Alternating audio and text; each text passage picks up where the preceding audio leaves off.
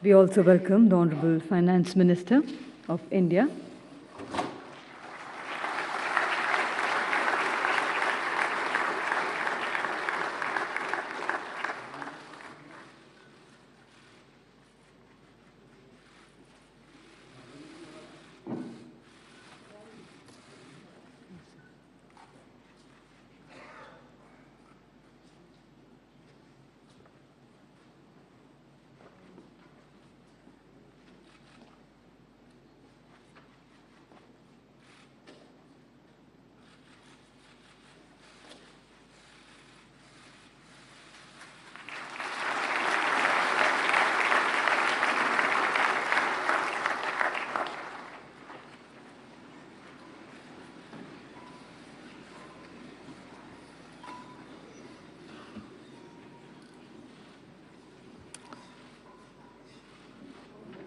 Good evening to all.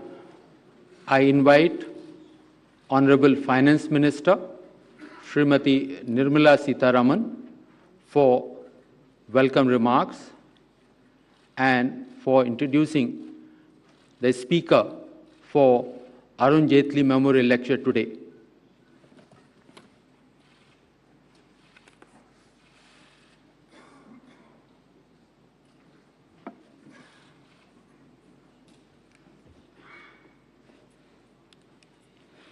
Honorable Prime Minister, Senior Minister Shanmugaratnamji, distinguished invited guests, we are gathered here for the Arun Jaitley Memorial Lecture.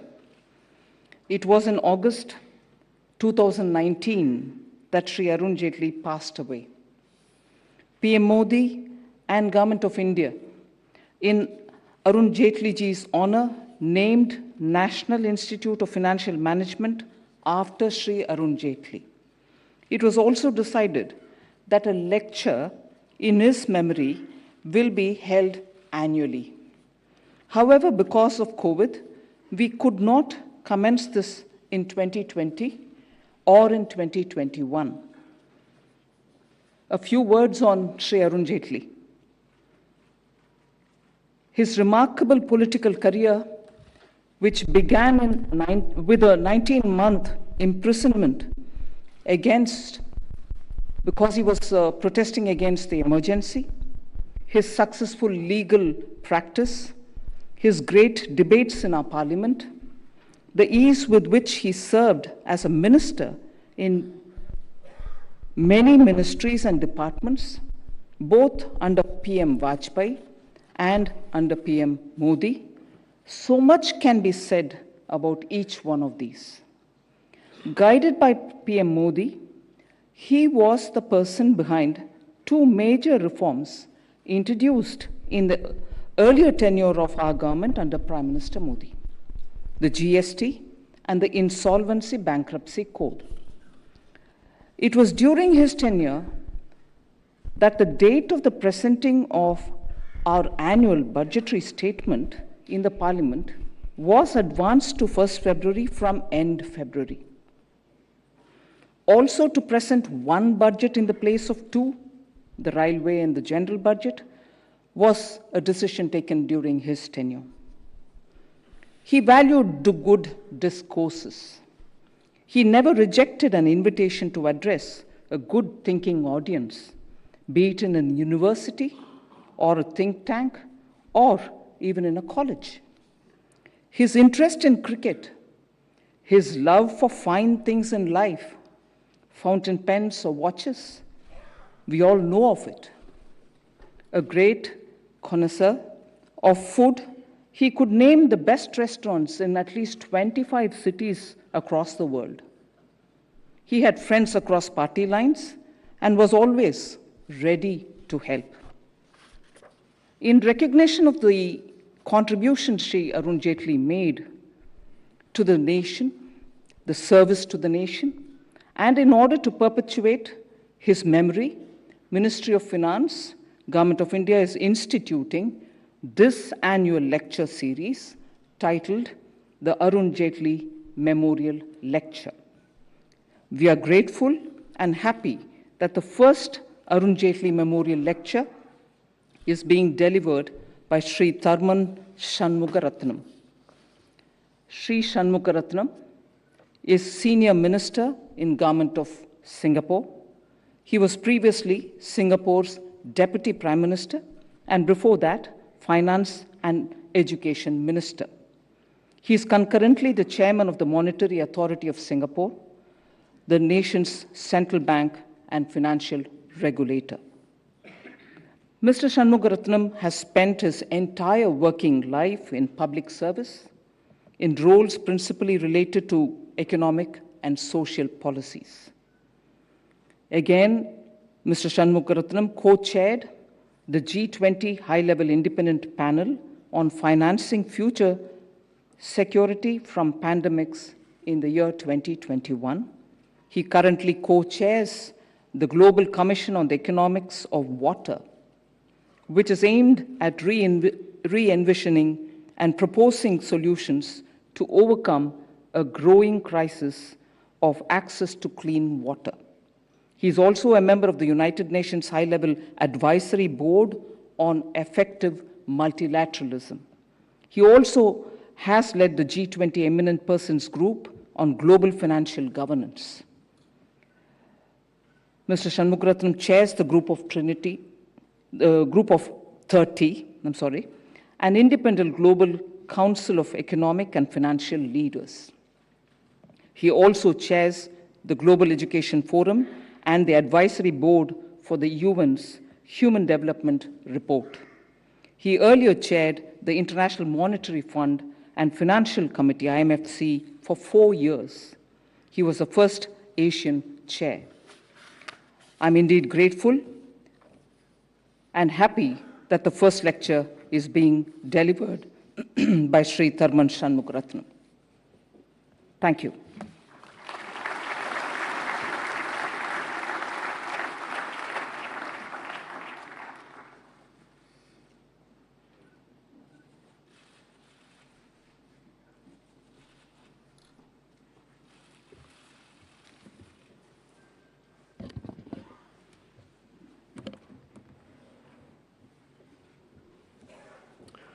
His Excellency, Prime Minister Narendra Modi, Her Excellency Finance Minister Nirmala Sitharaman, Mrs. Sangeeta Jaitley, and family members, Excellencies and distinguished guests, many of whom are friends and close associates of Mr. Arun Jaitley.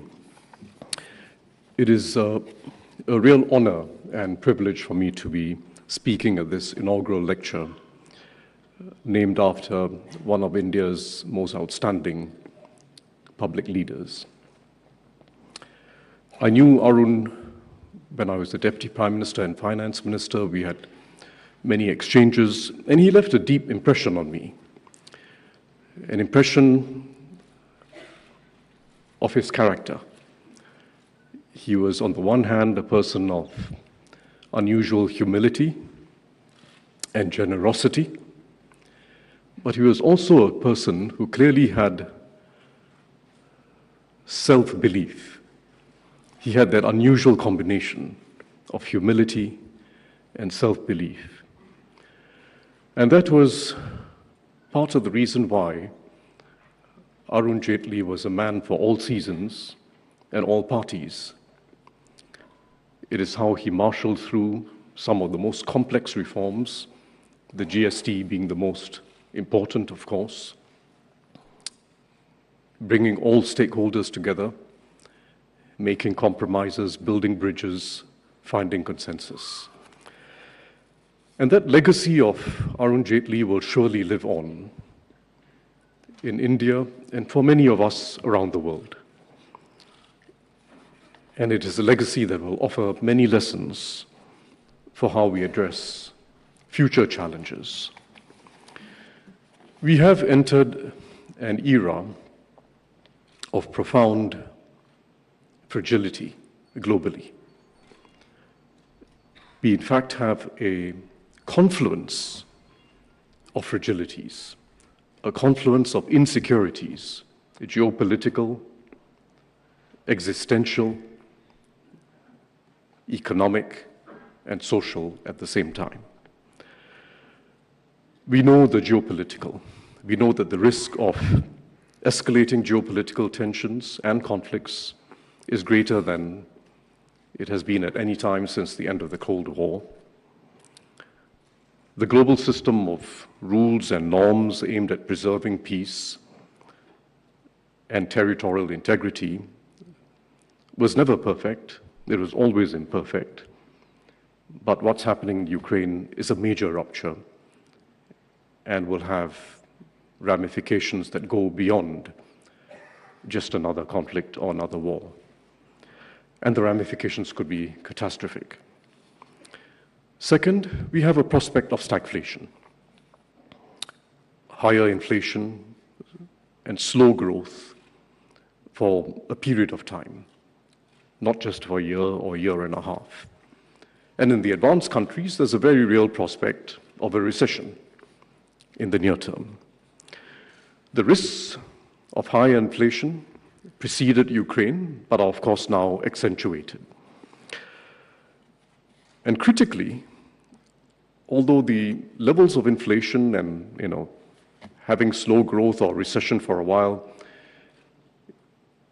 doesn't constitute the most important problem in the world, critically, it will erode political capital at the time when we need political capital within nations and globally to address much larger challenges, including the challenges of climate change, a water crisis, and shrinking biodiversity.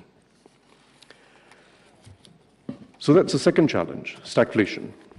The third challenge, as I've just mentioned, is that the global commons are deteriorating, and they're deteriorating at an accelerating pace.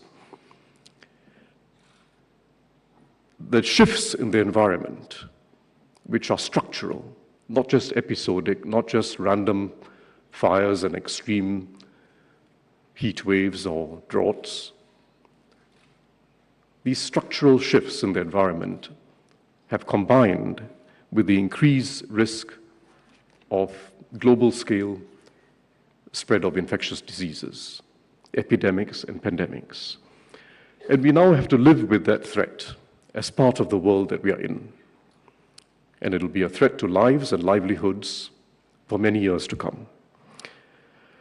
In the short term, the unpalatable reality is that we will have to rely more on fossil fuels to ensure energy security and to prevent sharply higher energy prices. But it means that it's all the more important that we double down on our medium to long-term strategies of making a transition to a low-carbon energy future and making a transition to new ways of behavior and the circular economy that Prime Minister Modi has emphasized and spoken about. All the more important that we double down on these medium to long-term shifts in behavior, shifts in policies, mobilization of investments to achieve a sustainable future. And the fourth challenge, coming out of the geopolitical tensions, higher food prices, energy prices, fertilizer prices, coming out of all the larger global challenges we face, is that the developing world, a significant part of the developing world, now faces the risk of a rollback in the economic and social gains that were very painfully achieved in recent decades. Development is going to be more difficult. And the experience of the last 2 years because of COVID has set us back much further in the developing world. 1.5 years of lost learning, in some cases more. It's not just a short-term loss, it's a loss for the long term, for all the young children who are affected. And we risk a permanent scarring of the young, further disempowerment of girls, because many of the girls are not going back to school, and we risk something more than that. We risk civil wars and conflicts between neighboring states. So we have a confluence of challenges that is unprecedented in its combination and it's not here for the short term. This is not a perfect storm. It's not a perfect storm in the traditional sense of a conjuncture of one-off events or random shocks. We have entered a perfect long storm, structural insecurities that are going to be with us for some time to come. Geopolitical, existential, economic, social. And we cannot wish these insecurities away. Nor can we pretend that today's state of multilateralism is going to enable us to address these insecurities. We do need a new and stronger multilateralism, more effective in meeting both the nation's own interests and our collective interests. Overriding priority must be to avoid a polarized world. That the world is becoming more multipolar is irreversible. And that's a mark of success of the global economy. There are many more poles of success and influence. That's irreversible. But we must prevent a multipolar world from becoming a polarized world. That has to be our overriding objective. It requires a new strategic understanding amongst the major nations, an understanding that has to be shaped by what they share in common, what their common interests are, which is to provide security from climate change and pandemics, to provide peace, and to avoid global financial crises. These are challenges that every nation faces. Every nation has an interest in avoiding this, avoiding climate change, going beyond the bounds of what will be safe, avoiding pandemics, preserving peace, and avoiding major financial crises.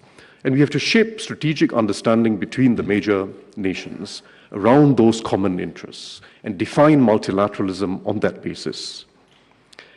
The rules of the game will have to be updated to make sure that trade is fair, that there's no harmful competition. Supply chains are being diversified, not just because of COVID. It was happening before COVID, and COVID has accelerated it.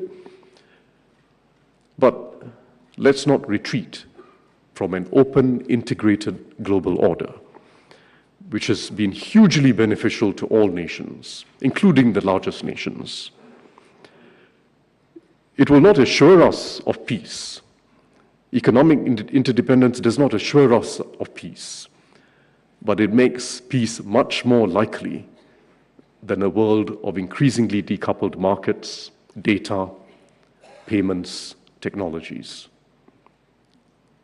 We must stay open and stay integrated. Achieving this will require geopolitical skill and leadership. And India will be taking over the G20 presidency next year at this very important time, when leadership is required and new directions are required, including new directions in the existing multilateral institutions, like the World Bank, like our multilateral development banks, which have to be refashioned for a world that is fundamentally different from the time when they were originally established. A world where the challenges of the global commons are central to every nation's future, including especially developing nations, in addition to poverty alleviation. India itself is looking to its next 25 years, having reached 75 years of independence. It has emerged with strength from COVID, and it is now looking to create, as Prime Minister Modi says, the new India. And India's challenges in the next 25 years are enormous, despite all the global challenges we face. In fact, India has greater opportunity than any other major nation in the next 25 years. But realizing the opportunity will require higher ambition in growth, higher ambition in social inclusivity, and high ambition in developing a sustainable society and economy. It also requires greater urgency. India will have to accelerate the pace of reforms that has been started and reorient the role of government. But India is able to build on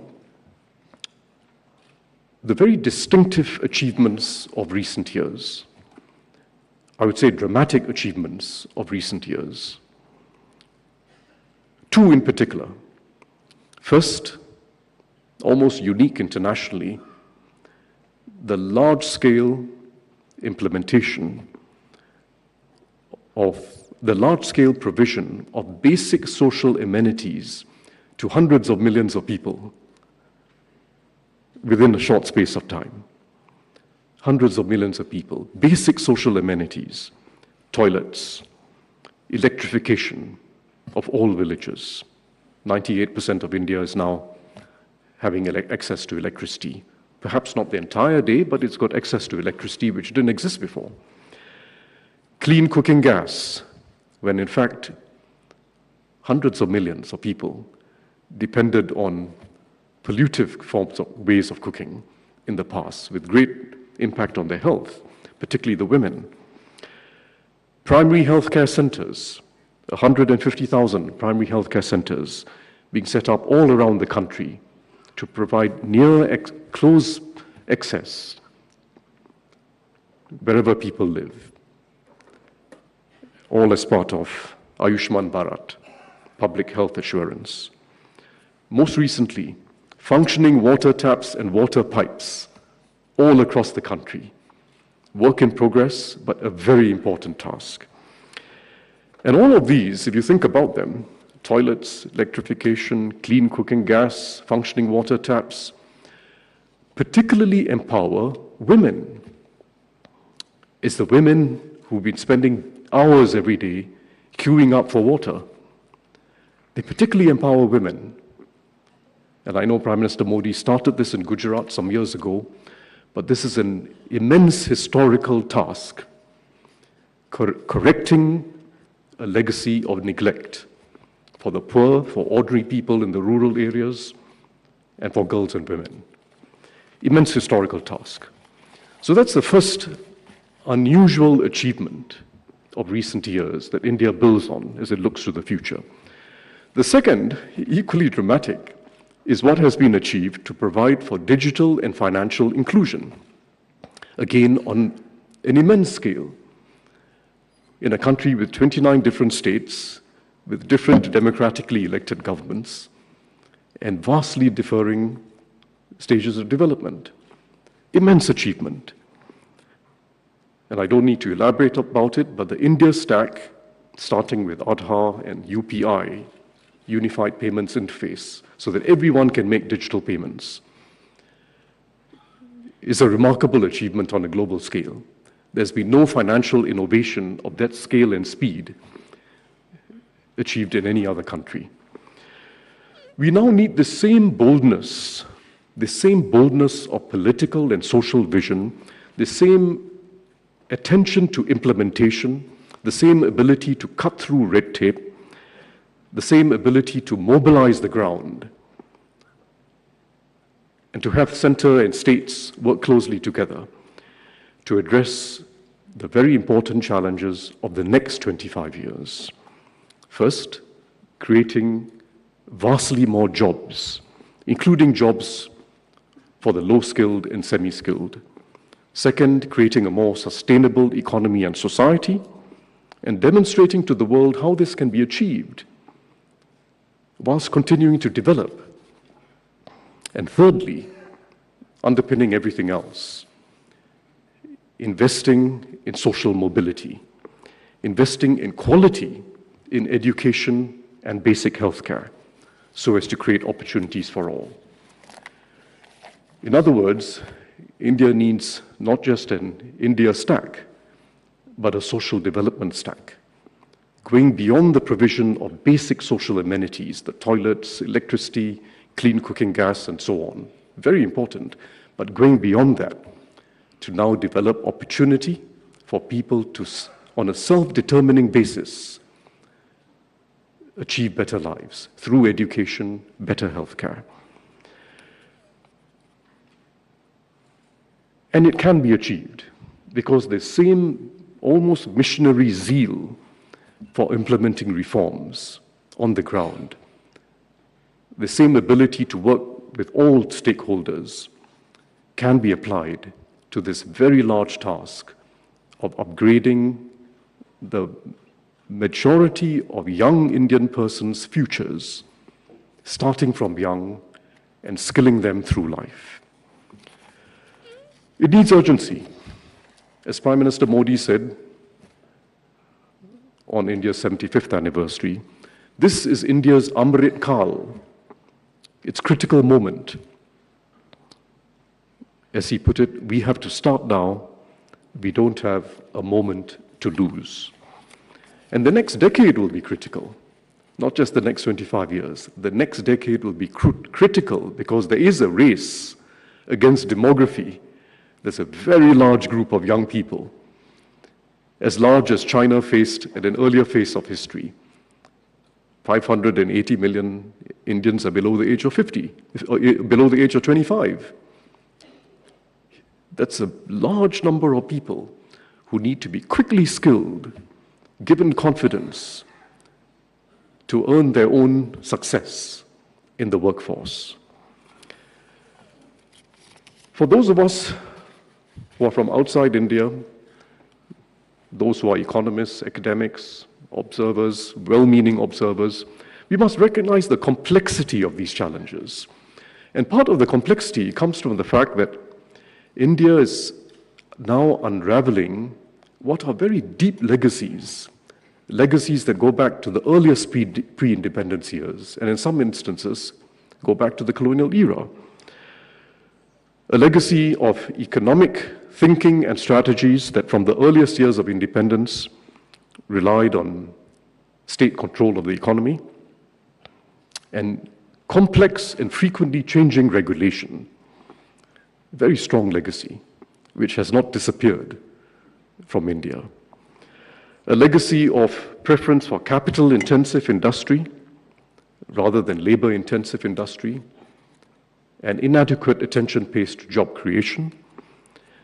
A legacy going back to the pre-independence years of letting people live with very low incomes in the rural areas for all their lives, rather than finding ways to reform and allow people to be freed up to move into more productive activity. And a legacy of neglect, again going back to the pre-independence years, neglect of basic education and healthcare for a large part of the population. Of course, a legacy of unequal treatment of girls and women as well. Each of these is now being unraveled. It takes time. It's not just one or two policies. It will take missionary zeal, but there's urgency now in moving faster. India needs this urgency. It requires much higher growth and much deeper inclusivity, and the two go together. You cannot sustain high growth for 25 years, let alone 40 years, without much deeper inclusivity, and you cannot achieve inclusivity without higher growth. As Arun Jaitley put it in 2017, he asked the question, how do you fight poverty? And as he put it, you need a high level of growth. Growth brings in resources, and the policies of the state have to be aimed at achieving a high level of growth. It's absolutely necessary to tackle poverty and achieve inclusivity. But he also asked, will growth itself address or remove poverty? No, growth itself doesn't. You also need social activism, putting the poor at the forefront of thinking, of public consciousness, of policy, putting the poor at the forefront. And again, I know that Prime Minister Modi has been talking about this very recently. I will talk briefly about growth and jobs, and then I will talk about inclusivity. And I will not cover the ground comprehensively in the interest of time, but let me first say that India is not going to be able to achieve its economic or social ambitions in the next 25 years without substantially higher growth ambition. India must grow by at least 8 to 10% over the next 25 years, 8 to 10% a year. It is the only way in which it is going to be able to both lift average incomes and per capita income, as well as create many more jobs. To do both at the same time, to lift per capita income significantly, and to create many more jobs for a large young population, you need higher growth. And 8 to 10% is the minimum that has to be achieved in the next 25 years. We've seen in many developed economies, and even in China in the last 10 years, a situation where productivity is achieved at the expense of jobs. In fact, the employment rate in many developed countries has come down in the last 10 years. It has also come down in China. China has sustained high productivity growth, but the employment rate has come down. India does not have that luxury of choosing between productivity growth or job growth. You need the productivity growth because it's the only way in which incomes are going to grow, but you need a lot more job growth. And it can be achieved because that's what several East Asian economies did. In fact, for 40 years, growth of above 8% for 40 years, allowing for both productivity growth to be healthy and strong, and very significant job growth keeping pace with the growth in the working age population. It can be achieved in India. One of the reasons why it can be achieved is that there's wide disparity within India itself. There's tremendous divergence within India between the states that are doing well and the states that are lagging. And there must be ways of closing that divergence, achieving convergence within India. That itself will boost growth. Second, this huge opportunity to free up a large part of the population that is still stuck in low productivity activity in the rural sector. It's not as if people want to be stuck with low incomes. It requires major policy shift, major reform, and innovation in agriculture. And it can be achieved. Those are two very important reasons why we can aim for higher growth in India. And the soon-to-be implemented simplification of labor laws will also help greatly, because the labor laws effectively have been anti-job. They have kept a large part of the population in the informal sector and in very small firms, and India has been unable to achieve the scale economies required for both productivity growth and job growth to be higher. You can only achieve these ambitions with a strong focus on export-oriented manufacturing, a much stronger focus than there is today. And with a strong focus not just on jobs for the highly skilled, like those in the IT sector, but a strong focus on those who come in with low skills or come in with a moderate amount of skills. Because manufacturing has a way of taking in unskilled people and making them semi-skilled. And it's got a way of taking in semi-skilled people and making them more highly skilled over time. It has a ladder of skills. India has to use the opportunities in global markets to create many more jobs for the unskilled and the semi-skilled. And those opportunities are still plentiful. Don't believe those who say globalization is in retreat. It may no longer be expanding the way it used to be. You may not be getting that hyper pace of expansion, but the level of exports and imports today in goods of many forms is higher, much higher than it was 20 years ago. It may be stabilizing, but it's a huge market of opportunity for India. And it means being willing to specialize in what India is good at, going for an openness in trade and investment, investment by local firms, investment by foreign direct investors. Openness really counts, because then you get the cheapest and best inputs, and you can be a competitive supplier to the world. It's what Germany does, for instance.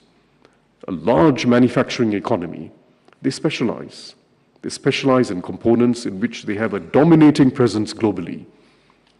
They rely on inputs from the rest of the world, and they specialize in components which the rest of the world needs. It doesn't mean producing a whole product. It means specializing in critical components and having that pricing ability. India's success, already seen now in electronics, in vaccine manufacturing, shows the way forward. The PLI scheme, the Production-Linked Incentive Scheme, is working well, and it has to be expanded with a special focus on labor-intensive industries. This can work for India. India can achieve. It can achieve and can become a leading export manufacturing nation. Agriculture is critical. We have to create better jobs in agriculture. And we know what the reforms required are. And it will require more R&D in higher yield crops, weather-resistant crops, and so on. But it's also very important in addressing the water crisis, because agriculture in India is taking a very large toll on water. 90% of all freshwater use in India is in agriculture. Globally, it's about 70% or close to 70%. 90% of all freshwater use is in agriculture. We need a far more efficient system of water use, precision irrigation, innovations that can improve soil quality.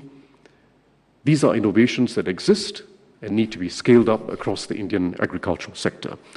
And it will raise incomes and free up people to move into urban areas for other types of jobs, including higher productivity jobs. And I want to also say that whilst the digital economy offers significant prospects for India in the next decade, 2 decades, perhaps 3 or 4 decades, because the world needs more software, and India's got an abundance of scientists and engineers and software developers who are good at this, that will still be a very small fraction of the workforce. It's a very small fraction of the workforce. We have to think of other services that can generate jobs. And tourism in India and the craft economy offer significant potential as well. India is still not tapping its full potential for tourism. It's a remarkable country to visit for people from anywhere in the world. I mean, natural attractions like Kaziranga in Assam, or Kutch in Gujarat, or Kumarakom in Kerala, diverse natural attractions, historic sites like Kushinagar in UP, Kumbakonam in Tamil Nadu, many sites, many experiences. I've just given you 5 or 6 examples, and I was only using those starting with the letter K. So you can imagine if I was to take the whole alphabet. It's a land of diversity, richness, and depth of historical heritage. Still not fully tapped. But likewise, the craft economy. There's a multitude of villages around India where you have craftspersons, men and women, weaving, doing pottery, doing craft of various forms. Some of them are farmers who spend part of their time doing this. It's a huge opportunity for developing non-farm incomes in India. That combination of tourism and developing the craft economy, unique, differentiated products all over India. And I just wanted to highlight that opportunity. Finally, let me move to inclusivity, which underpins everything else. We must address the challenge of child stunting soon. It's still a major challenge. Almost 40% of Indian children are stunted. We know the causes: malnutrition, poor diets when young. Again, there's reason for optimism because the recent programs that have been introduced are working well. Poshan Abhiyan, started in some states, has been working well. Significant improvements in maternal health. And the recently launched Nutrition Smart Village initiative, which has to be scaled up across the country, offers promise, harnessing traditional recipes to give people better diets. But it's such an important investment.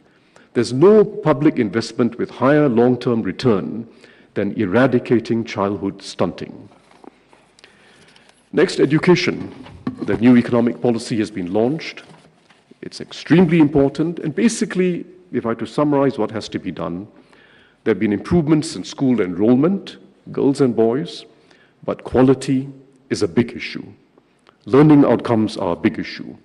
We know this, the evidence. Pradham is a major NGO that does very careful assessment of learning outcomes at different levels.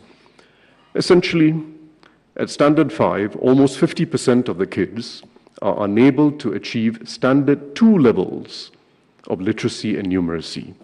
And once you've been set back at that level, it's not easy to catch up. So we have to improve quality in our schools as a major objective. And again, here there's reason for optimism because Niti Aayog has been doing these educational quality index studies.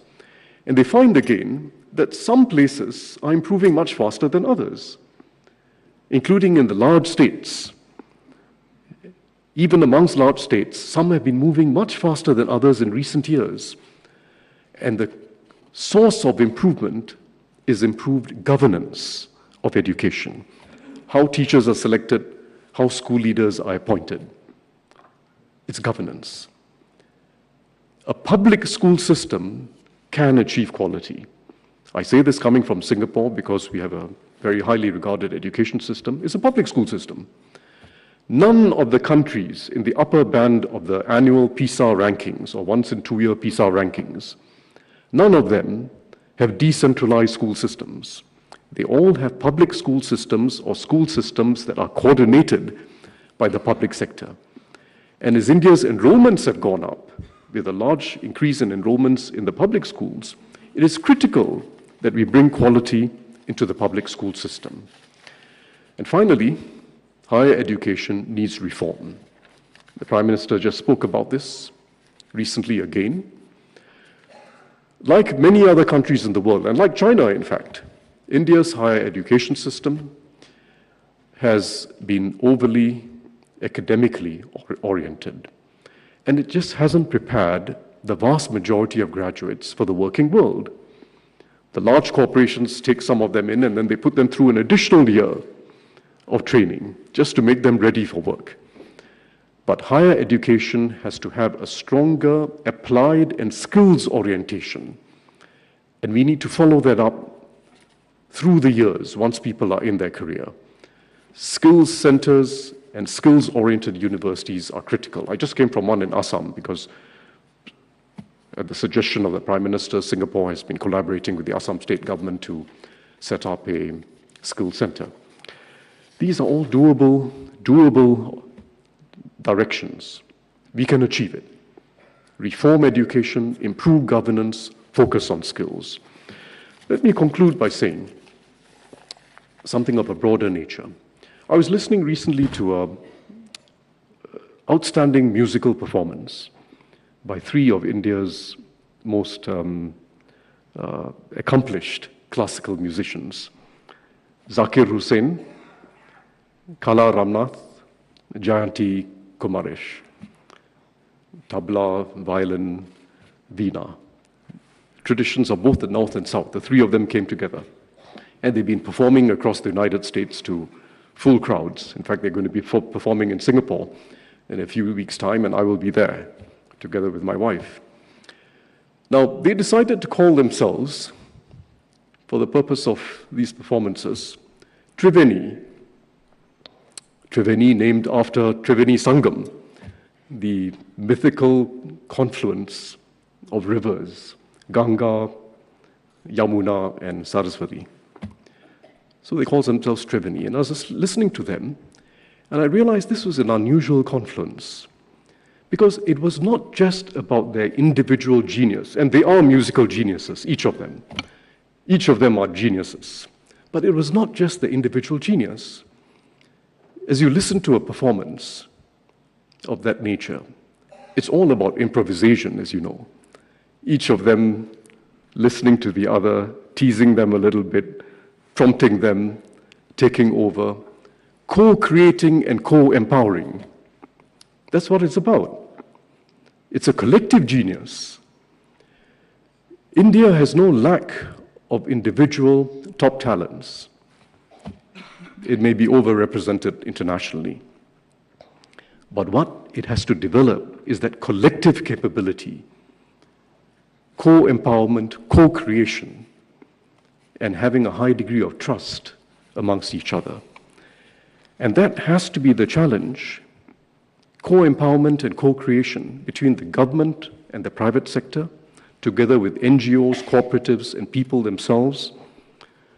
Co-creation and co-empowerment between the center and the states and the panchayats, both at the district and the village level.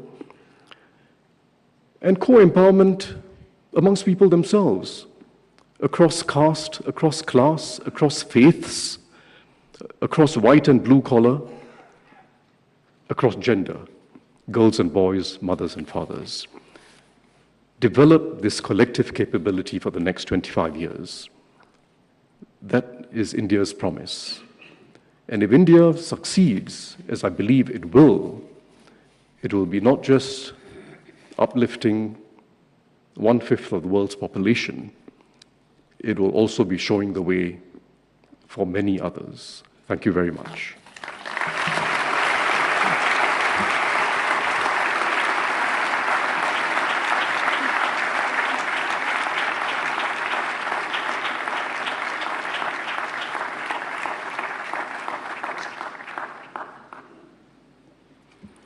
I thank Honorable Senior Minister from Singapore, Sri Tharman Shanmugaratnam, for this comprehensive inaugural lecture on India's journey towards growth with inclusivity and inclusivity with growth.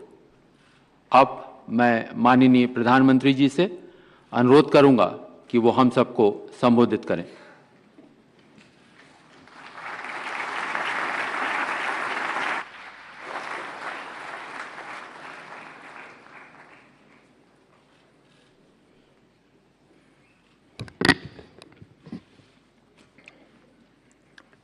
नमस्कार। आज का दिन मेरे लिए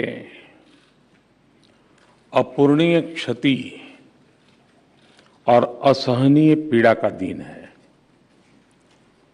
मेरे घनिष्ठ मित्र और Japan के पूर्व प्रधानमंत्री श्री शिंजो आबे अब हमारे बीच नहीं रहे हैं। आबा जी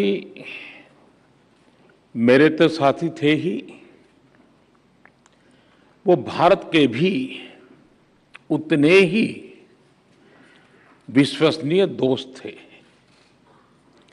उनके कार्यकाल में भारत जापान में उनके जो राजनीतिक संबंध थे हमारे, वो को नई ऊंचाई तो मिली ही। हमने दोनों देशों की साझी विरासत से जुड़े रिश्तों को भी खूब आगे बढ़ाया। आज भारत के विकास की जो गति है, जापान के सहयोग से हमारे यहाँ जो कार्य हो रहे हैं, इनके जरिए शिंजो आबे जी भारत के जनमन में सालों तक बसे रहेंगे। मैं एक बार फिर दुखी मन से मेरे दोस्त को श्रद्धांजलि देता हूं। साथियों, आज का ये आयोजन मेरे और एक घनिष्ठ मित्र अरुण जेटली जी को समर्पित है। बीतों दिनों को याद करते हैं तो उनकी बहुत सारी बातें, उनसे जुड़े बहुत से वाक्य स्वाभाविक रूप से याद आते हैं। और यहां बहुत सारे उनके पुराने साथी मैं देख रहा हूं।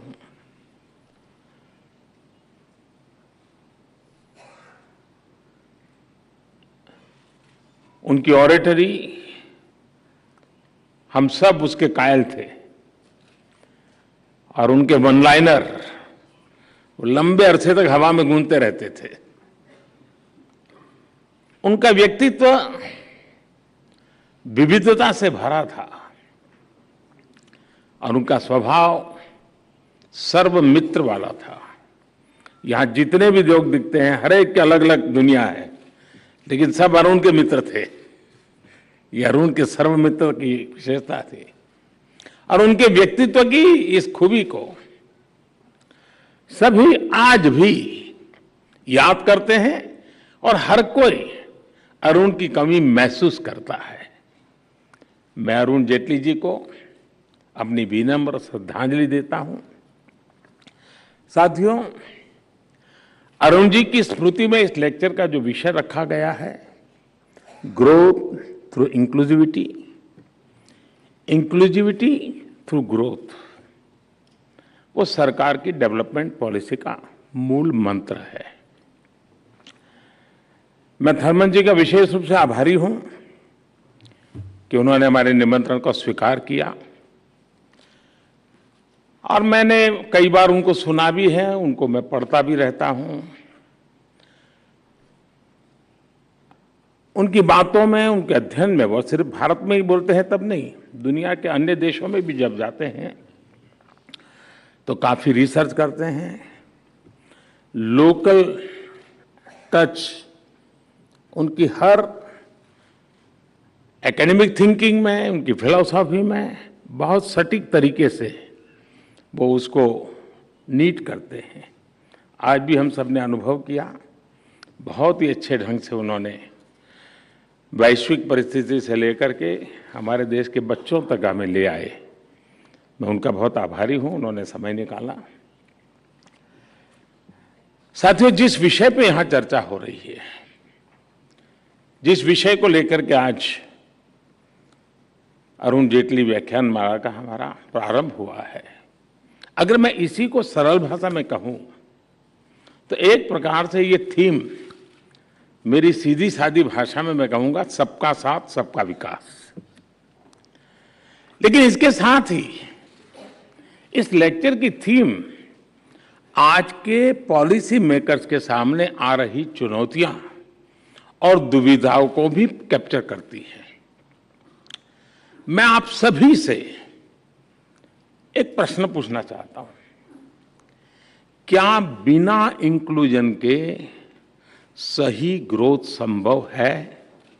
आप अपने आप को पूछिए, क्या बिना ग्रोथ के इंक्लूजन के बारे में सोचा भी जा सकता है? क्या हेड ऑफ द गवर्नमेंट के तौर पर मुझे 20 साल से भी अधिक समय से काम करने का अवसर मिला है और मेरे अनुभवों का सार यही है कि बिना इंक्लूजन के रियल ग्रोथ संभव ही नहीं है और बिना ग्रोथ के इंक्लूजन का लक्ष्य भी पूरा नहीं किया जा सकता। और इसलिए हमने ग्रोथ थ्रू इंक्लूसिविटी का रास्ता अपनाया, सबके समावेश का प्रयास किया। बीते 8 वर्षों में भारत ने इंक्लूजन के लिए जिस स्पीड के साथ काम किया है, जिस स्केल पर काम किया है, वैसा उदाहरण आपको पूरी दुनिया में कभी भी नहीं मिलेगा। बीते 8 साल में भारत ने 9 करोड़ से ज्यादा महिलाओं को मुफ्त गैस कनेक्शन दिया है। 9 करोड़। ये संख्या south Africa, Australia, Singapore, New Zealand, इसकी सारी आबादी को भी जोड़ दें तो उससे भी ज्यादा होती है। यानी आप स्केल देखिए। बीते 8 साल में भारत ने 10 करोड़ से ज्यादा टॉयलेट्स बनाकर गरीबों को दिए हैं। थर्मन जी ने इसका बड़ा पैशन होकर के उल्लेख किया।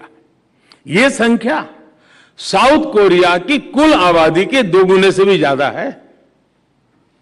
बीते 8 साल में भारत ने 45 करोड़ से ज्यादा जनधन बैंक अकाउंट खोले हैं। यह संख्या भी Japan, Germany, Britain, Italy, Mexico इनकी टोटल पॉपुलेशन से भी करीब करीब उसके बराबर है। बीते 8 साल में भारत ने गरीबों को 3 करोड़ पक्के घर बनाकर दिए हैं। और मुझे याद है एक बार आप ही के मंत्रिपरिषद के साथ ही ईश्वरन से मेरी बात हो रही थी, सिंगापुर के मिनिस्टर। जब मैं उनको ये स्केल बताता था हाउसिंग का, तो ईश्वरन ने मुझे कहा तो आपको तो हर महीने एक नया सिंगापुर बनाना पड़ेगा। मैं आपको growth through inclusivity through growth का एक और उदाहरण देना चाहता हूं। भारत में कुछ साल पहले हमने आयुष्मान भारत योजना शुरू की थी, जिसका उल्लेख थर्मन जी ने किया, और आने वाले प्रमुख सेक्टर में उन्होंने हेल्थ सेक्टर की चर्चा भी की है। इस योजना की वजह से 50 करोड़ से ज्यादा गरीबों को अच्छे से अच्छे अस्पताल में और हिंदुस्तान में कहीं भी 5 लाख रुपए तक का मुफ्त इलाज मिलना सुनिश्चित हुआ है। 50 करोड़ लोगों को 5 लाख रुपए तक मुफ्त इलाज। बीते 4 साल में आयुष्मान भारत की वजह से देश के 3.5 करोड़ से ज्यादा लोगों ने अपना मुफ्त इलाज कराया है। हमने इस योजना में इंक्लूजन पर फोकस किया। गरीब से गरीब जो है, आखिर की पंक्ति में बैठा हुआ है, उसको भी आरोग्य के संबंध में आवश्यक अच्छी सुविधा मिले। और समय के साथ हमने देखा है, वो पहलू तो इंक्लूजन का है, लेकिन समय ने ये बताया है कि इससे ग्रोथ का रास्ता भी बनता चला गया। जो पहले एक्सक्लूडेड थे वो विकास की मुख्य धारा से जुड़े, तो डिमांड भी बढ़ी और ग्रोथ के लिए अपॉर्चुनिटी का भी विस्तार हुआ। जब भारत की 1/3 आबादी जो पहले बेहतर हेल्थ केयर की सुविधाओं से दूर थी, उसे इलाज की सुविधा मिली, तो इसका सीधा प्रभाव यह हुआ कि हेल्थ केयर कैपेसिटी को उसी हिसाब से खुद को मजबूत करना पड़ा। मैं आपको बताता हूं कि आयुष्मान भारत योजना ने कैसे पूरे हेल्थ केयर सेक्टर को ट्रांसफॉर्म कर दिया है। 2014 से पहले हमारे देश का औसत था, एवरेज 10 साल में करीब 50 मेडिकल कॉलेज बना करते थे। 10 साल में 50 मेडिकल कॉलेज, इतने बड़े देश में।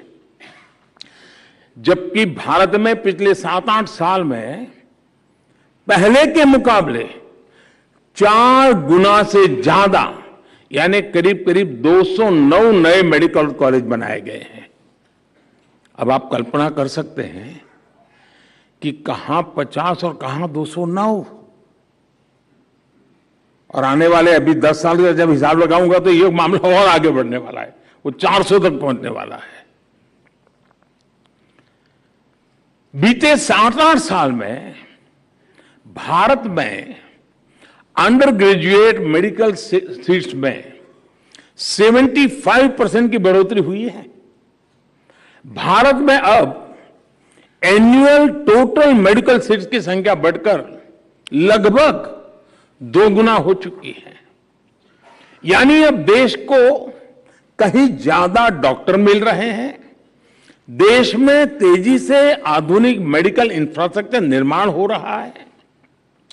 इंक्लूसिवनेस के लिए लाई गई एक योजना का जमीन पर ग्रोथ की दृष्टि से भी इतना बड़ा प्रभाव हम बिल्कुल देख सकते हैं, हम उसको आंक सकते हैं। और मैं तो आपको ऐसी दर्जनों योजना गिना सकता हूं। भारत के डिजिटल इंडिया अभियान ने, जिसका उल्लेख भी थर्मन जी ने किया, लगभग 5 लाख कॉमन सर्विस सेंटर्स ने गांव में रहने वाले गरीब तक भी इंटरनेट की ताकत को पहुंचाया है। भारत के भीम यूपीआई ने करोड़ों गरीबों को डिजिटल पेमेंट की सुविधा से जोड़ा है। भारत की स्वनिधि योजना ने रेहड़ी पटरी वाले साथियों को बैंकिंग व्यवस्था से जुड़ने का अवसर दिया है। जो हमारे यहां नगर पालिका में, महानगर पालिका में जो रेहड़ी पटरी वाले होते हैं, जिनके साथ हमारा रोज का नाता होता है, बैंक मैनेजर होगा, उसके घर में रोज रेहड़ी पटरी वाला माल देता होगा, लेकिन उसको बैंक में जगह नहीं होगी। यह हाल था। आज हमने इसको जोड़ दिया है। उसी प्रकार से भारत ने एक बहुत बड़ा काम किया है। दुनिया उस पर काफी कुछ इन दिनों जो अर्थशास्त्री लोग हैं वो लिख भी रहे हैं, बड़ी बड़ी एजेंसियां उसका रेटिंग भी कर रहे हैं। भारत का एक इनिशिएटिव है एस्पिरेशनल डिस्ट्रिक्ट प्रोग्राम। देश के 100 से ज्यादा जिलों में रहने वाले करोड़ों साथियों को अपलिफ्ट कर रहा है। और ये एस्पिरेशनल डिस्ट्रिक्ट की कल्पना यह है कि हिंदुस्तान के और जिलों की तुलना में जो पीछे रह गए हैं, उनकी आकांक्षाओं को हम एड्रेस करें, उनको उस राज्य की टॉप पोजीशन की बराबरी तक ले आए और फिर धीरे धीरे उसको नेशनल टॉप की बराबरी तक ले आए। साथियों, इसका इतना बड़ा पॉजिटिव इंपैक्ट हुआ है और एक प्रकार से इन 100 डिस्ट्रिक्ट का इंक्लूजन हो रहा है डेवलपमेंट की दुनिया में। भारत की राष्ट्रीय शिक्षा नीति और एक बहुत बड़ा पैराडाइम शिफ्ट है और शिक्षा पर भी थर्मन जी ने काफी बल दिया अपनी बातचीत में। भारत की राष्ट्रीय शिक्षा नीति मातृभाषा में, मदर टंग में पढ़ाई पर जोर दे रही है। जो अंग्रेजी नहीं जानता, जो एक्सक्लूडेड है, उसे अब मातृभाषा में पढ़कर आगे बढ़ने का मौका मिलेगा। भारत की उड़ान योजना, इसने देश के, हमने कई हवाई पट्टियों को जीवंत कर दिया, नए एयरपोर्ट बनाए, दूर दूर टियर 2, टियर 3 सिटी में भी हम चले गए और उड़ान योजना लाए। एक फिक्स अमाउंट में हवाई जहाज में सफर की एक रचना की। भारत की उड़ान योजना ने देश के अलग अलग कोनों को हवाई मार्ग से जोड़ा है। गरीब को भी हवाई जहाज में उड़ने का हौसला दिया है। और मैं कहता था, हवाई चप्पल पहनने वाला भी अब हवाई जहाज में बैठेगा। यानी इंक्लूजन भी हो रहा है, ग्रोथ भी हो रहा है। उसी का परिणाम है आज भारत के में एविएशन सेक्टर का ग्रोथ इतना हो रहा है, 1000 से ज्यादा नए एयरक्राफ्ट के ऑर्डर बुक हुए हैं भारत के लिए। इस देश में 1000 से ज्यादा नए एयरक्राफ्ट खरीदा, क्योंकि पैसेंजर वाला इंक्लूजन का जो हमारा अप्रोच रहा, उसी का परिणाम है। अभी थर्मन जी ने जिसकी बात की, जो मैं गुजरात में जिसको मैंने बहुत मुखरता से काम किया था, जल जीवन मिशन, देश के हर घर को पाइप वाटर सप्लाई से जोड़ रहा है, नल से जल। और उस सिर्फ वो पानी मिलता है नहीं, वो उसका समय बचाता है, कठिनाइयां बचाता है, हेल्दी कंडीशन के लिए वाटर की बहुत बड़ी भूमिका रहती है।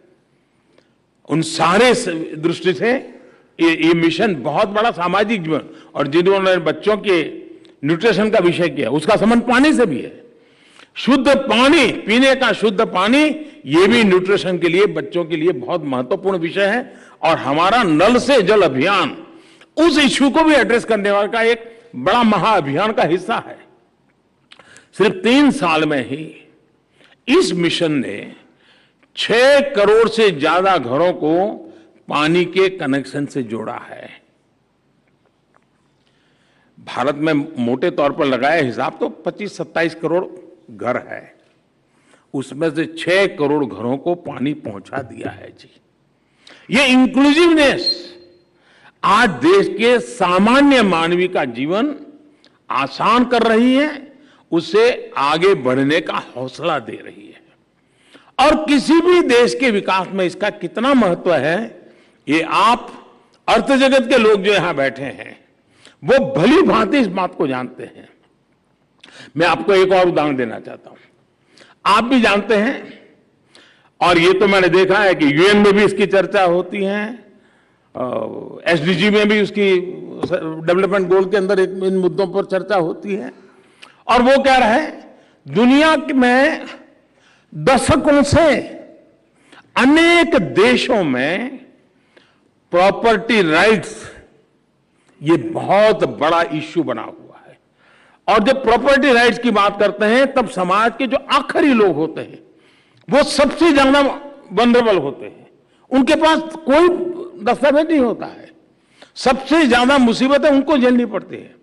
लेकिन आपको जानकर के खुशी होगी कि भारत ने इस दिशा में जिस तेजी से काम किया है वो अभूतपूर्व है। और मैं मानता हूं दुनिया के एकेडमिशियंस, दुनिया के इकोनॉमिस्ट इस विषय को अध्ययन करेंगे और दुनिया के सामने इस विषय को प्रस्तुत करेंगे कि स्वामित्व योजना के माध्यम से देश के ग्रामीण क्षेत्र में घरों और इमारतों की मैपिंग का काम बड़े पैमाने पर चल रहा है।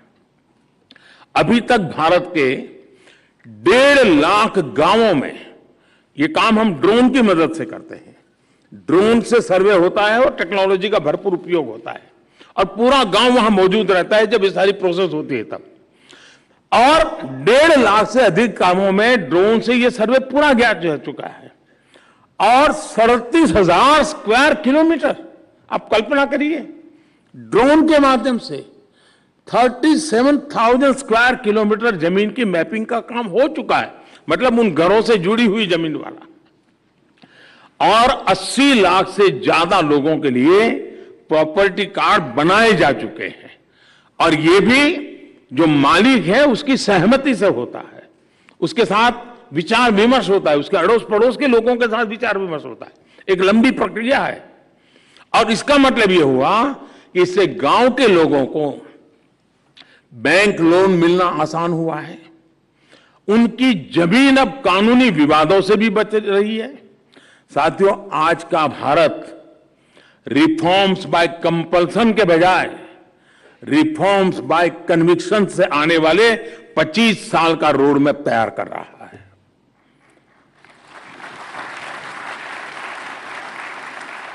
देश आजादी के 100 साल मनाएंगे तब देश कहां होगा, इस लक्ष्य को लेकर के हम आज रोड मैप बना करके आगे बढ़ रहे हैं। दशकों पहले देश ने यह देखा था कि जब कोई रिफॉर्म मजबूरी में होता है तो उसके इंस्टीट्यूशनलाइज होने की उम्मीद कम रहती है। जैसे ही मजबूरी खत्म होती है वैसे ही रिफॉर्म भी भुला दिया जाता है। रिफॉर्म जितने जरूरी होते हैं उतना ही जरूरी वो एनवायरनमेंट होता है, मोटिवेशन होता है। पहले भारत में बड़े रिफॉर्म तभी हुए जब पहले की सरकारों के पास कोई रास्ता ही नहीं बचा था। हम रिफॉर्म्स को नेसेसरी इविल के रूप में नहीं बल्कि एक विन विन चॉइस के रूप में मानते हैं, जिसमें राष्ट्रहित भी है, जनहित भी है। इसलिए बीते 8 सालों में हमने जो भी रिफॉर्म्स किए, उन्होंने नए रिफॉर्म्स के लिए रास्ते तैयार किए हैं। अरुण जी आज यहां भी जहां भी होंगे वो संतुष्ट होंगे कि वो जिस मिशन में भागीदार रहे उसका लाभ आज देश को मिल रहा है। जीएसटी हो या आईबीसी, इनको लेकर सालों तक चर्चा हुई, आज इनकी सफलता हमारे सामने है। कंपनीज एक्ट को डीक्रिमिनलाइज करना हो, कॉरपोरेट टैक्सेस को कॉम्पिटिटिव बनाना हो, स्पेस, कोल माइनिंग और एटॉमिक सेक्टर्स में को खोलना हो, ऐसे अनेक रिफॉर्म आज 21वीं सदी के भारत की सच्चाई है। साथियों, हमारी policy making pulse of the people पर आधारित है। हम ज्यादा से ज्यादा लोगों को सुनते हैं, उनकी आवश्यकता, उनकी आकांक्षाओं को समझते हैं। इसलिए हमने पॉलिसी को पॉपुलिस्ट इंपल्सिस के दबाव में नहीं आने दिया। पीपल्स पल्स के अनुसार फैसले लेना और पॉपुलिज्म के सामने हथियार डाल देने में क्या फर्क होता है, ये कोविड काल में हिंदुस्तान ने देखा है, और देखा है नहीं, दुनिया को दिखाया है।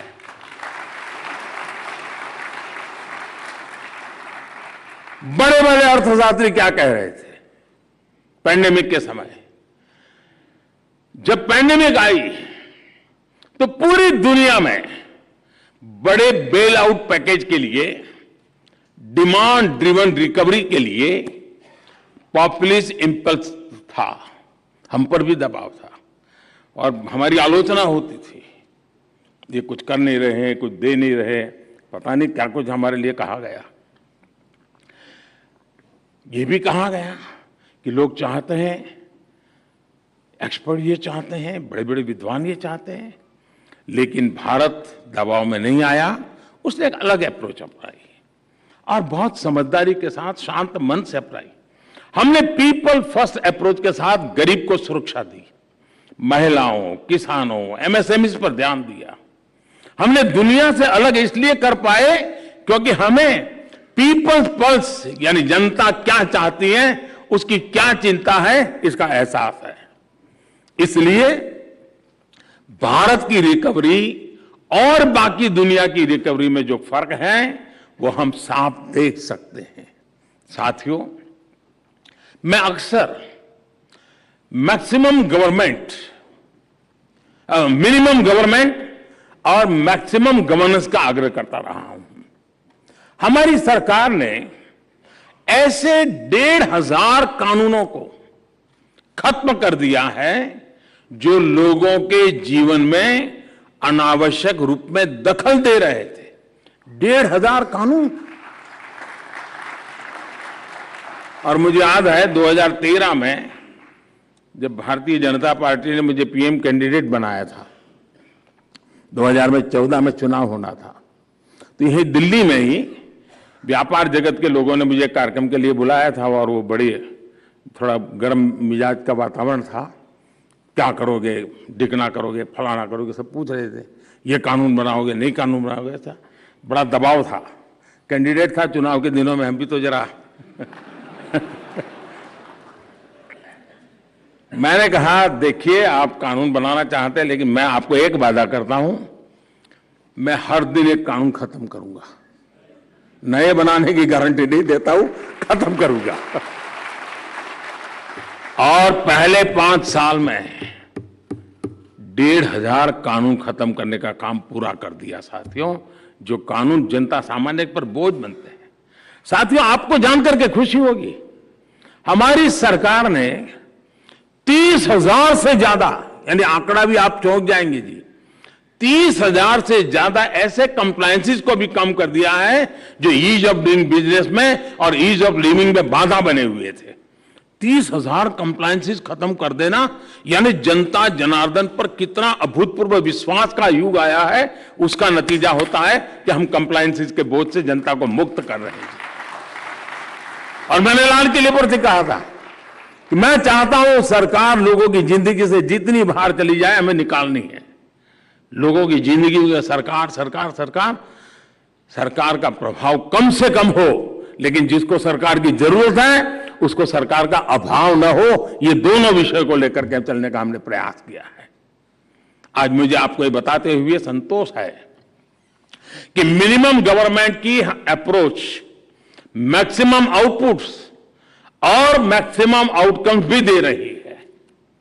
हम बहुत तेजी के साथ अपनी कैपेसिटी का विस्तार कर रहे हैं और इसके नतीजे आपके सामने हैं।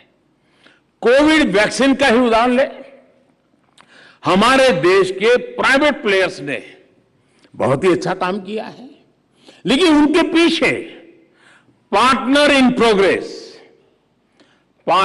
इन प्रोग्रेस के रूप में सरकार पूरी ताकत के साथ खड़ी रही थी। वायरस आइसोलेशन से लेकर स्पीडी ट्रायल तक, फंडिंग से लेकर रैपिड रोल आउट तक जो कंपनियां वैक्सीन का निर्माण कर रही थी, उन्हें सरकार का भरपूर सहयोग मिला। एक और उदाहरण हमारे स्पेस इकोसिस्टम का है। आज भारत पूरी दुनिया में सबसे विश्वसनीय और अत्याधुनिक स्पेस सर्विस प्रोवाइडर में से एक है। इस क्षेत्र में भी हमारा प्राइवेट सेक्टर इकोसिस्टम बहुत ही बेहतरीन काम कर रहा है, लेकिन उनके पीछे भी पार्टनर इन प्रोग्रेस के रूप में सरकार की पूरी शक्ति है, जो उन्हें हर सुविधा और जानकारी उपलब्ध करने में मदद कर रही है। जब हम भारत के डिजिटल पेमेंट इकोसिस्टम का उदाहरण लेते हैं, तो हमारे यहां फिनटेक के साथ ही डिजिटल पेमेंट से जुड़े कई प्लेयर्स हैं, लेकिन यहां भी देखें तो इनके पीछे जैम ट्रिनिटी, रुपे, यूपीआई और सपोर्टिव पॉलिसीज का मजबूत आधार है। यहां मैंने केवल कुछ उदाहरण आपके सामने रखे हैं, लेकिन मैं इन्हें दुनिया के लिए एक रिसर्च का विषय मानता हूं। एकेडमिक वर्ल्ड को गहराई में जाने के लिए निमंत्रण देता हूं। दुनिया भर के इकोनॉमिस्ट को मैं निमंत्रित करता हूं। आइए उसकी बारीकियों को देखिए। इस विशाल देश, अनेक विविध आवश्यकताएं, उन सब के बावजूद भी हम किस प्रकार से आगे बढ़ रहे हैं। एक प्रकार से देखें तो अब सिर्फ प्राइवेट सेक्टर या सरकारी वर्चस्व वाले एक्सट्रीम मॉडल्स की बातें पुरानी हो चुकी हैं। अब समय है कि सरकार की प्राइवेट सेक्टर को पार्टनर इन प्रोग्रेस मानकर उन्हें प्रोत्साहित करें, और हम इसी दिशा में आगे बढ़ रहे हैं। साथियों, सबको साथ लेकर चलने, देश के पब्लिक और प्राइवेट दोनों सेक्टर्स पर भरोसा करने की यही स्पिरिट है, जिसके कारण आज भारत में ग्रोथ के लिए अद्भुत उत्साह दिख रहा है। आज हमारा एक्सपोर्ट नए रिकॉर्ड बना रहा है। सर्विस सेक्टर भी तेजी से ग्रोथ की तरफ आगे बढ़ रहा है। पीएलआई स्कीम का असर मैन्युफैक्चरिंग सेक्टर पर दिखने लगा है। मोबाइल फोन सहित पूरे इलेक्ट्रॉनिक मैन्युफैक्चरिंग सेक्टर में कई गुना वृद्धि हुई है। आपको जानकर के आश्चर्य होगा, जब मैं इस कोरोना कालखंड में टॉय को लेकर के मैंने समिट की थी, खिलौने, तो कई लोगों को लगा होगा ये पीएम को कभी झाड़ू की बात करता है, स्वच्छता की बात कर, टॉयलेट की बात, टॉय की बात कर रहा है। कईयों को, क्योंकि अब तक हम उन बड़ी बड़ी बातों में फंसे रहे हैं, तो मेरी बातें उनके गले बैठती नहीं थी। सिर्फ खिलौनों के ऊपर मैंने ध्यान दिया, खिलौने बनाने वालों पर ध्यान केंद्रित किया, टेक्नोलॉजी पर ध्यान दिया, इनोवेशन पर ध्यान दिया, फाइनेंशियल सेक्टर की तरफ ध्यान दिया। अभी तो 2 साल पूरे नहीं हुए हैं। मेरे देशवासी गर्व करेंगे कि टॉयज का इंपोर्ट इतने कम समय में इतना घट गया, वरना हमारे यहां हर घर में खिलौना विदेशी हुआ करता था जी। वो इतना इंपोर्ट कम हुआ है। इतना ही नहीं, भारत के खिलौने, भारत के टॉय पहले जितना इंपोर्ट होता था उससे ज्यादा आज एक्सपोर्ट होने लग गए हैं। यानी कितना बड़ा पोटेंशियल अनटैप था। जैसे आपने कहा टूरिज्म, सचमुच मैं सहमत हूं आपसे। भारत के टूरिज्म की संभावना इतनी अपार है, लेकिन हम एक ही जगह पे अटक गए थे। हिंदुस्तान के पूर्ण रूप में विश्व के सामने ले जाने का हम पता नहीं, हमारी मानसिकता ही वो खो चुकी थी। और मैं तो विदेश के मेहमान जो भी आते हैं तो हिंदुस्तान के किसी न किसी स्थान पर ले जाने का आग्रह रखता हूं। क्या मेरे टूरिज्म को, इस बार हमने योगा का कार्यक्रम किया तो 75 आइकॉनिक स्थान पर किया, ताकि लोगों को पता चले कि टूरिज्म के ऐसे ऐसे डेस्टिनेशन है हमारे यहां। टूरिज्म की संभावनाएं, आपने सही फरमाया, पूरे विश्व के लिए एक बहुत बड़ा आकर्षण का केंद्र बन सकता है भारत। साथियों, हमारी डिजिटल इकोनॉमी भी तेजी से आगे बढ़ रही है। फिजिकल और डिजिटल इंफ्रास्ट्रक्चर पर रिकॉर्ड निवेश हो रहा है। यानी हमारे ग्रोथ इंजन से जुड़ा हर सेक्टर आज पूरी क्षमता से चल रहा है। साथियों, आजादी का यह अमृतकाल भारत के लिए अनगिनत नए अवसर लेकर आ रहा है। हमारा निश्चय पक्का है, हमारा इरादा अटल है। मुझे विश्वास है हम अपने संकल्पों को सिद्ध करेंगे, 21वीं सदी में उस ऊंचाई को प्राप्त करेंगे जिसका भारत हकदार है। और जैसा थर्मन जी कुछ चैलेंजेस के लिए बता रहे थे, मैं मानता हूं चुनौतियां हैं, लेकिन अगर चुनौतियां हैं तो 130 करोड़ सॉल्यूशन भी है, ये मेरा विश्वास। और उन विश्वास को लेकर के, चुनौतियों को ही चुनौती देकर के आगे बढ़ने का संकल्प लेकर के चल रहे हैं। और इसलिए हमें इंक्लूजन का रास्ता लिया है और उसी रास्ते से ग्रोथ को भी पाने का इरादा रखा है। एक बार फिर अरुण जी को याद करते हुए मैं अपनी वाणी को विराम देता हूं। थर्मन जी का विशेष रूप से धन्यवाद करता हूं। आप सबका भी हृदय से बहुत बहुत आभार व्यक्त करता हूं। धन्यवाद।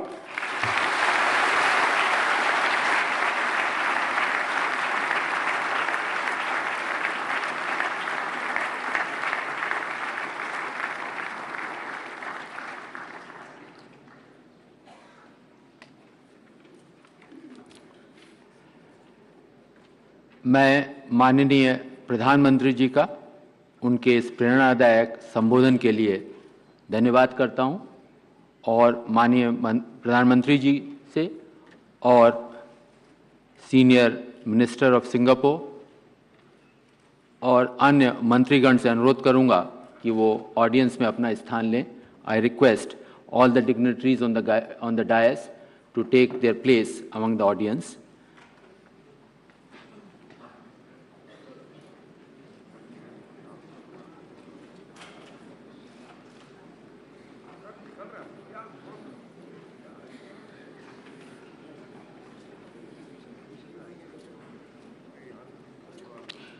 With the context set by Senior Minister, Honorable Shri Shanmugaratnam, on the theme of today's lecture and an inspirational address by Honorable Prime Minister, now is the time for a brief discussion, and we have with us Shri N.K. Singh, Shri Arvind Panagaria and Shri Matthias Corman.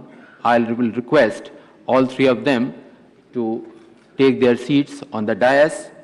Shri N.K. Singh, as we are all aware, is a prominent Indian economist, former chairman of Finance Commission and president of Institute of Economic Growth.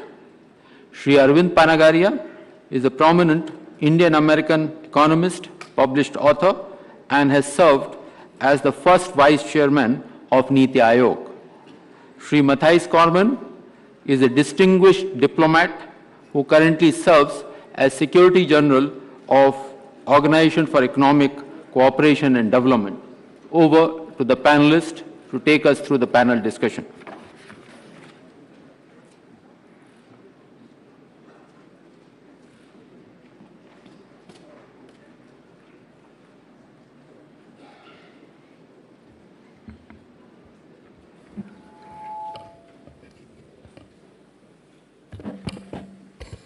Thank you very much. I'm indeed privileged and honored for this opportunity for moderating a brief panel discussion after the far-reaching address of the senior minister, embellished by the Prime Minister's visionary address. So, looking at what Senior Minister said, I'm first going to request the two distinguished panelists who have already been introduced to make their brief introductory remarks in the context of the broad theme outlined by the Senior Minister and in many ways given an Indian dimension. I request them to make their intervention brief so that we are also able to have a Q&A a little after that, and the time will be adequate. So first, can I request you, Matthias, and you have already been introduced, but may I just add that you were indeed one of the personal friends of Mr. Jaitley, And there was a common passion which you shared, the passion for cricket, coming as you do from Australia. So, Matthias. Thank you very much, NK. It's a pretty hard act to follow after Senior Minister Tharman and indeed after Prime Minister Modi. But look, it's a great privilege to be here. It's great to see Finance Minister Nirmala Sitharaman and of course Madam Jaitley and friends of family and friends of Arun. It is an honor to be offered the opportunity to say just a few words on the occasion of this inaugural Arun Jaitley lecture. I admired Arun greatly. Yes, of course, in terms of what he achieved as finance minister, and I think Tharman would agree that among finance ministers, Arun Jaitley was like a global rock star. But more importantly, for me, I admired Arun Jaitley because of who he was and because of the incredible richness of the life he lived. Throughout his life, Arun was a man of great courage, of great moral integrity, and indeed of great generosity, including to me. And so I'm so pleased that you have established this memorial lecture in his honor, and I'm so pleased that you have chosen such a distinguished leader in Tharman to give the inaugural lecture. Under Prime Minister Modi's leadership, Arun steered India's fiscal and structural modernization and reform agenda. He secured, as has been mentioned, major tax reform with the implementation of a national goods and services tax, replacing a multitude of indirect national and state taxes. He pursued a series of other reforms, but Arun was a strong voice for India on the world stage, and from the OECD's point of view, from the point of view of the Organization for Economic Cooperation and Development, we benefited greatly from our collaboration with him. In particular, he worked with us on international tax reform, with India formally joining the OECD G20 initiated convention to prevent base erosion and profit shifting. Moving through things quickly, as I've been asked by my friend NK to do. Arun, and as has been touched on by Tharman, had a very clear understanding that to be sustainable and sustained, economic expansion had to be inclusive, that the benefits of economic development and growth had to be widely shared and had to reach the poor and the most vulnerable. But he also understood, and the Prime Minister has really honed in on this point in his address to us tonight as well, to drive inclusion and social cohesion, we need economic development and growth. And Arun advocated for growth as a mechanism to pull as many people out of poverty as possible, to improve people's quality of life, to improve the opportunities for people to get ahead, always conscious of the need to make growth inclusive and not leave anyone behind. Equality of opportunity through better access to essential services, to education, to health, to employment, is what underpins the aspirational promise of merit-based social mobility in free democratic nations. Fully utilizing our human capital is central to driving better opportunities for all, and India has made incredible strides in this regard. 75 years on from independence, India is not only the world's largest democracy, but also a major, strongly growing, positive force in the global economy. Your strong growth, among the highest in the world over the past 2 decades, has already lifted hundreds of millions of people out of poverty, and as has been referenced, the government of India under Prime Minister Modi's leadership has, of course, great ambitions to keep driving strong growth, but growth which is stronger by being inclusive and sustainable. There is much work to be done in India and globally. Tharman is absolutely right. The world needs Indian leadership to help solve some of the evolving global challenges of our time. I was privileged to have the opportunity this morning to discuss this with Prime Minister Modi. The world would benefit so much from India's cooperation-driven approach to multilateralism, helping to bridge some of the current divides in the world, to help solve some of the challenges and problems in front of us.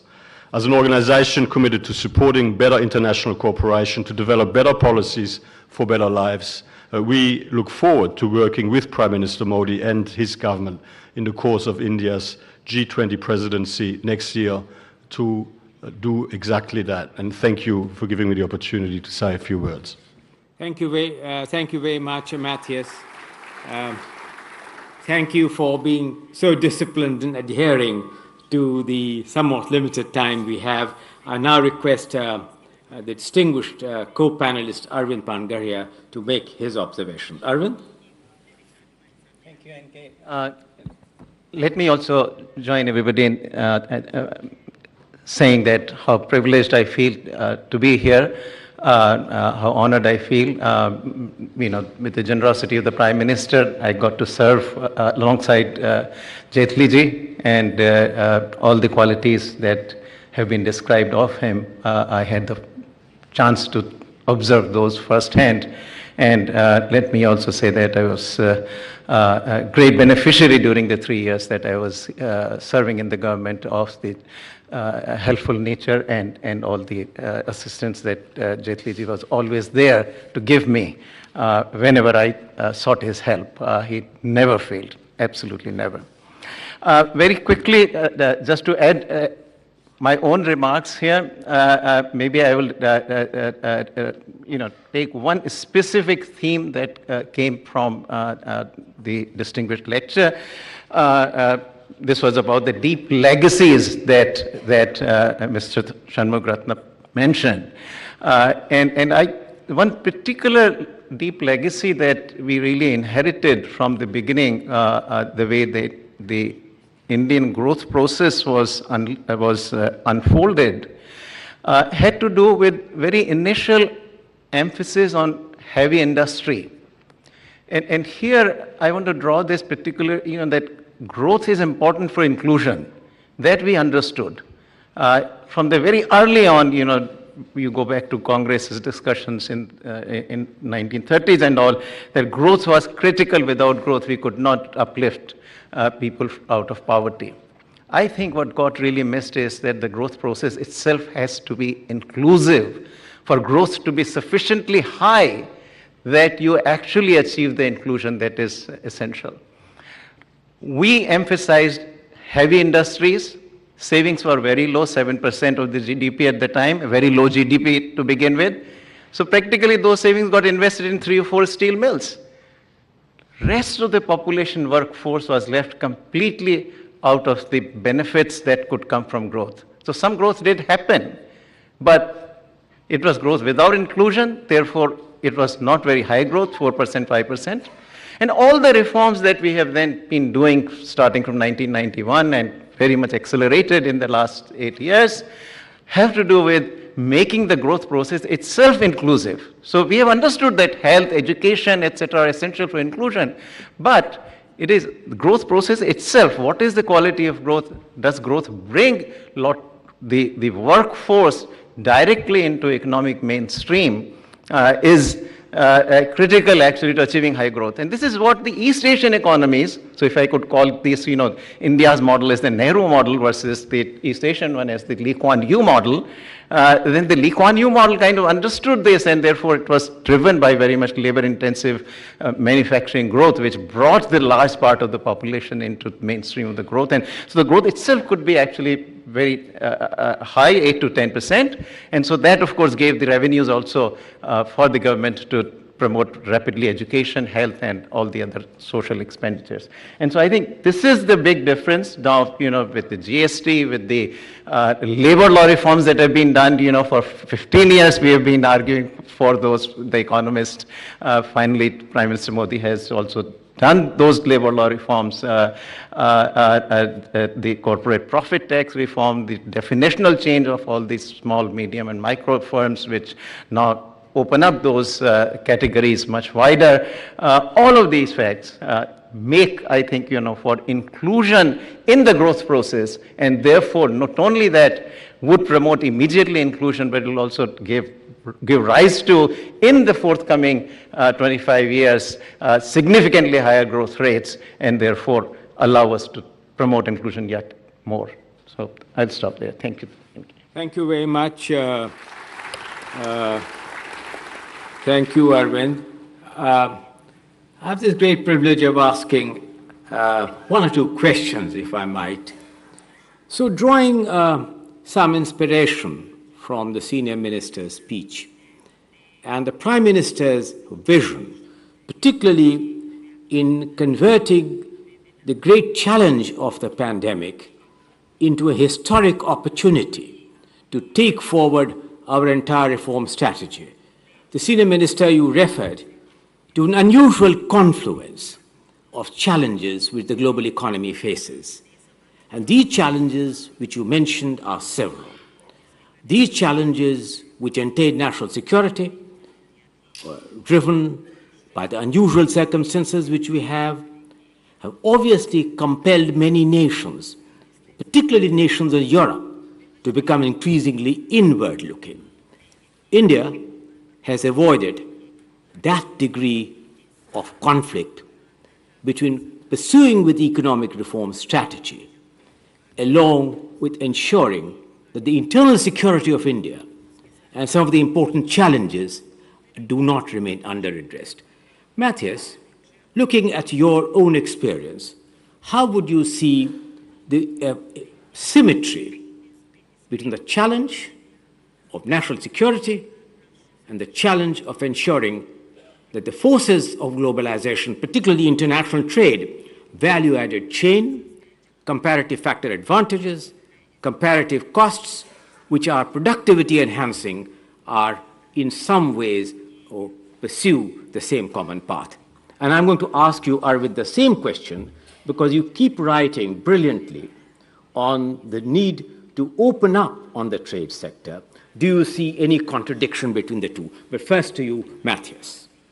Well, the first point I would make is that while the global rules-based trading system has for some time been under pressure, and some of these pressures have come to the fore in the context of the pandemic and also more recently in the context of the war in Ukraine, with supply chain challenges and so on. I mean, overall, our global markets continue to perform very well, and I agree with Tharman. I mean, global trade is growing, and I still believe that countries around the world doing more business with each other and increased economic integration, increased alignment of economic interests is a very powerful driver, not only of a lifting of living standards, but also of increasing stability and peace. Now, of course, I mean, there are challenges and there are things that need to be resolved, and indeed, I mean, it's important that there is a sustainable and sustained new consensus around what the rules of the game ought to be in the current global context.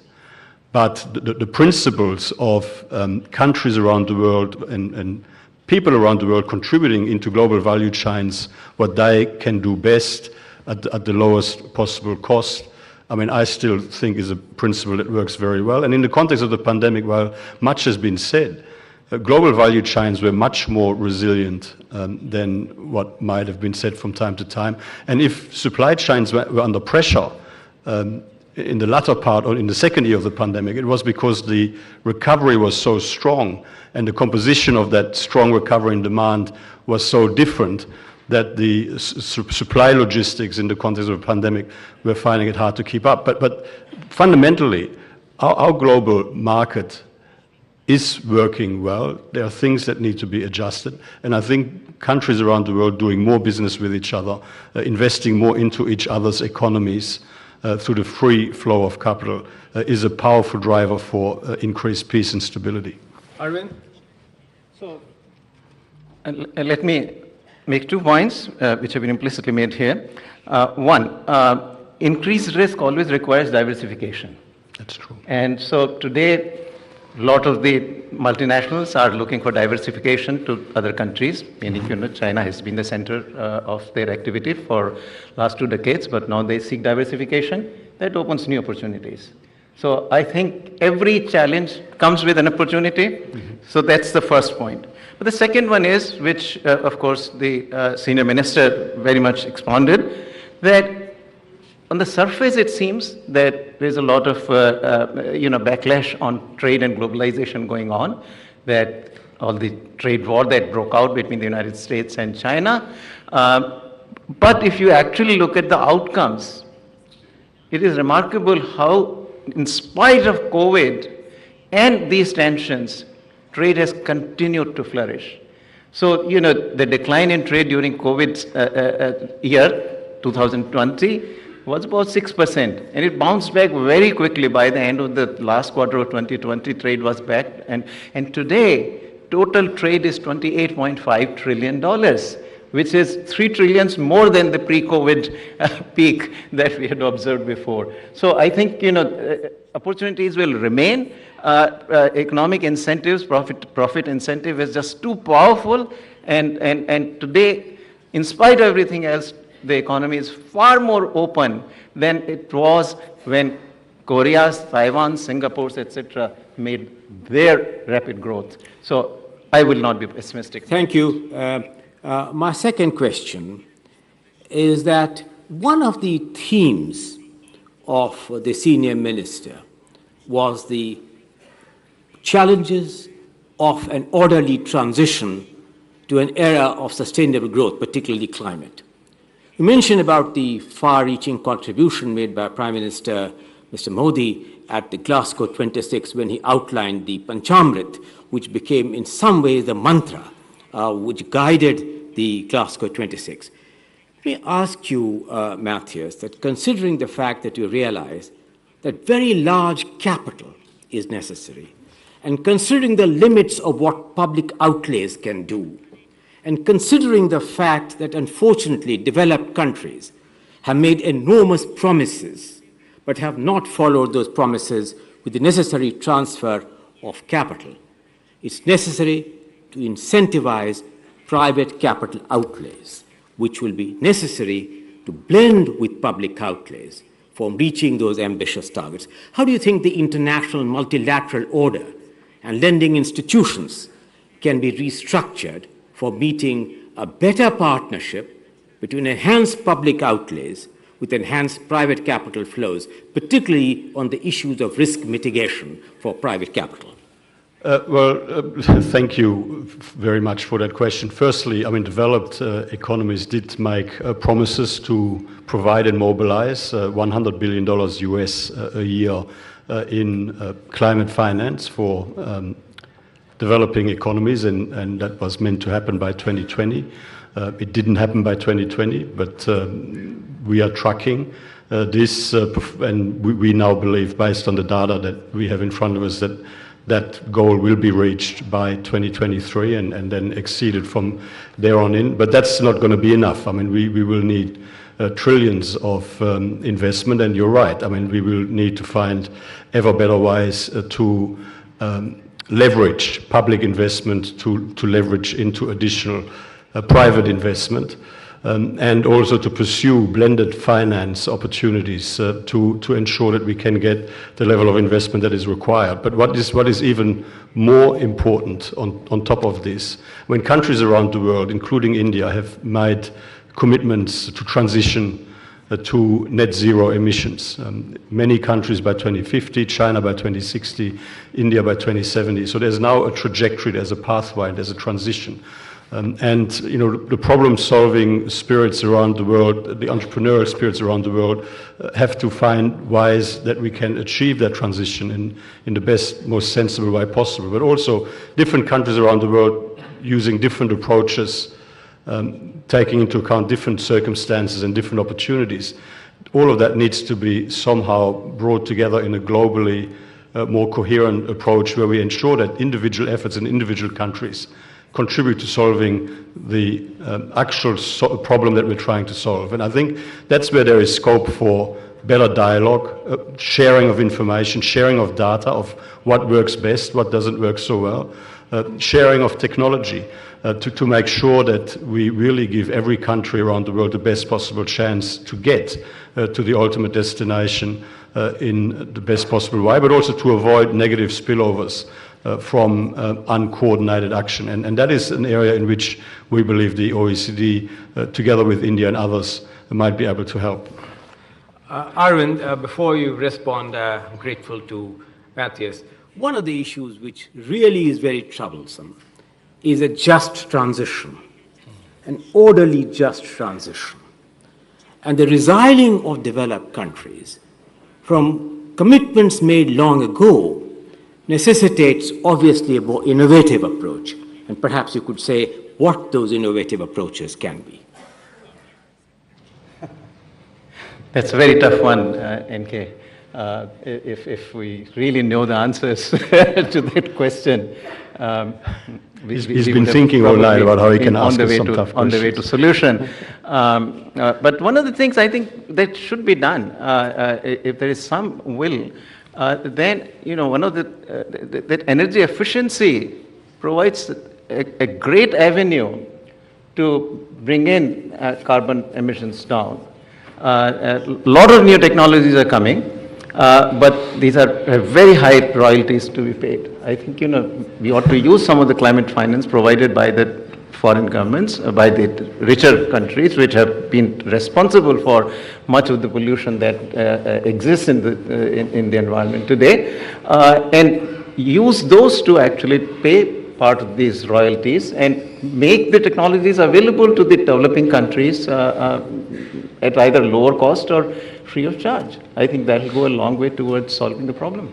Thank you very much. I think that I wish to now thank both the distinguished panelists for not only their valuable observations, but for making their responses. We bring this session now to a close by expressing my gratitude to both of you for having really, in many ways, genuinely sought to answer some of these complex challenges. Thank you very much.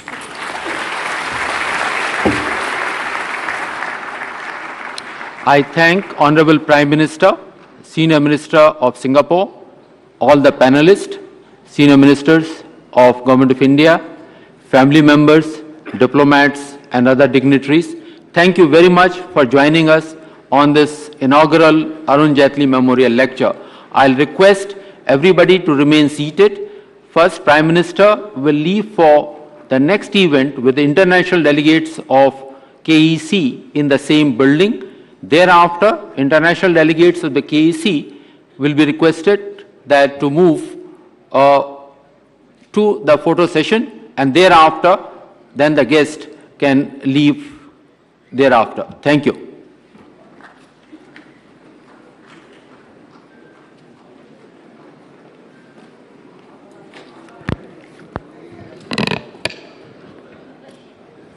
Ladies and gentlemen, everybody kindly remain seated. Requesting everybody to kindly remain seated, we would request no movement in the hall.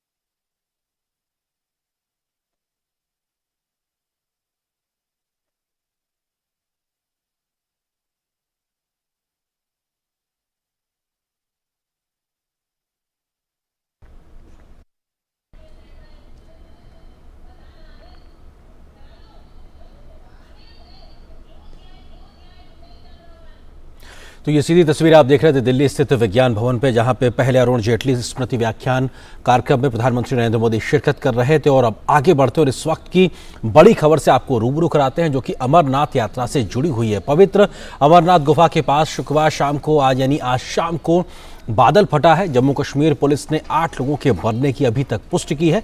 पवित्र गुफा के पास पानी के तेज बहाव में कई tent बह गए हैं। घटना के तुरंत बाद राहत और बचाव का काम शुरू कर दिया गया है। राहत कार में एनडीआरएफ